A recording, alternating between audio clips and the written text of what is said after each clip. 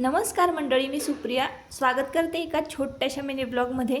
तर आजचा mini blog ना अक्षय तृतीये दिवशीचाच मिनी ब्लॉग आहे. पुरणपोळीचं जेवण झालं की सुस्ती येणार नाही असं होणारच नाही. तर तासभर ना एक झोप काढली आणि मग नंतर फ्रेश झाले.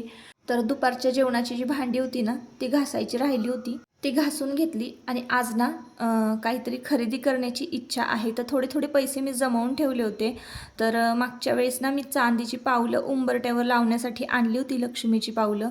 तर या अक्षय तृतीयेला ना मला असंच काहीतरी खरेदी करायचं होतं, जे की देवासाठी आपण एखादी छोटीशी वस्तू म्हणून. मग सगळा किचन कट्टा जो आहे तो क्लीन करून घेतला, कारण आता संध्याकाळी स्वयंपाक नसतो. एकदा पुरणपोळीचा सकाळी स्वयंपाक झाला ना की संध्याकाळी स्वयंपाक नसतो, म्हणून किचन कट्टा एकदम क्लीन करून घेतला. तर संध्याकाळ झाली होती म्हणून सगळ्यांना चहासुद्धा गाळून घेतलेला आहे. आणि मग मार्केटमध्ये जाऊन ना एक छोटंसं डोरलं मी खरेदी करून आणलेलं आहे. महालक्ष्मीच्या म्हणजे महालक्ष्मी देवीच्या गळ्यामध्ये घालायला एक छोटंसं डोरलं. आणि आता मी काळ्या मण्यांमध्ये ते ओवून घेणार आहे.